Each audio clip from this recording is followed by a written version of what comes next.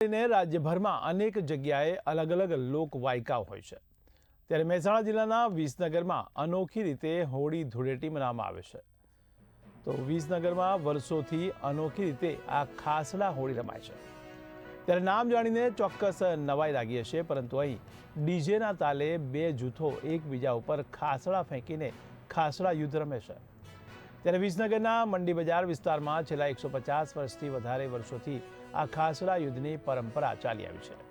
અહીં સામાજિક સમરસતા અને એકતાના દર્શન થઈ રહ્યા છે। દરેક સમાજના લોકો સાથે મળીને આ પર્વની ઉજવણી કરે છે। આ પ્રસંગે ગુજરાત રાજ્યના કેબિનેટ મંત્રી ઋષિકેશ પટેલ પણ ખાસ ઉપસ્થિત રહ્યા હતા। ત્યારે હોળી રસિયાઓના ઉત્સાહમાં વધારો કરી સમગ્ર ગુજરાતવાસીઓને હોળી પર્વની શુભકામનાઓ પાઠવી હતી। हाँ, मारू नाम इंद्रवर्धन रमणीलाल पंडित है। हूँ टावर बजार नजीक में सागरी शેરી में रहूं છું। એટલા વર્ષોથી પરંપરા મારી ઉંમર 89 વર્ષ છે અને આ પરંપરાથી વર્ષોથી જોયા કરું છું। અહીંયા જે ગ્રુપ પડે છે વિસનગરના જુવાનિયાઓ બધા છોકરાઓ અહીંયા ભેગા થઈ અને હોળીને ધૂળેટી સારી રીતે મનાવે છે। આ વર્ષોની પરંપરા છે। અહીંયા એવું કહેવાય છે કે જેને આ ધૂળેટી દરમિયાનમાં કાકડા લોકો એને વાગે ને કે એનું વર્ષ સારું જાય છે। એટલે ગામના બધા જુવાનિયાઓ અહીંયા ભેગા થઈ અને સારી રીતે ધૂળેટી રમે છે। વર્ષોથી પરંપરા છે।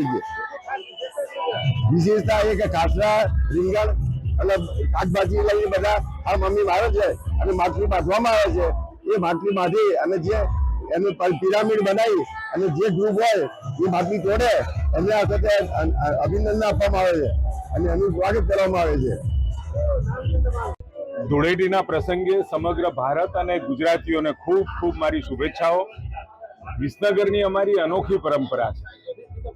વિસનગરની અંદર ખાસડા યુદ્ધ વર્ષોથી, કદાચ મને વર્ષો પણ યાદ નથી, એટલા વર્ષોથી આ ખાસડા યુદ્ધ, હવે તો જો કે કાળક્રમે એ શાકભાજીમાં ટામેટા, ભટા, રીંગણા વગેરે દ્વારા બે ગ્રુપ પડી અને સામસામે એ આનંદથી મજા લેતા લેતા એકબીજા ઉપર એ નાખી અને આનંદ કરી રહ્યા છે। એટલે સ્વાભાવિક છે કે આ વિસનગરની અનોખી પરંપરા કાળક્રમે પણ આટલા વર્ષો પછી પણ ચાલુ છે અને ખૂબ મજાથી લોકો આનંદ લઈ રહ્યા છે। મનાતું હતું કે જેને ખાસડું વાગે એનું આખું વર્ષ સારું જાય। ખૂબ આનંદથી આ ધૂળેટીના તહેવાર દરમિયાન હવે માટલી બંધાશે અને માટલીમાં હારડા, ખજૂર વગેરે ગોઠવી અને માટલી ફોડી અને એનો પ્રસાદ પણ લોકો માણી અને પછી બધા વિદાય થતા હોય છે।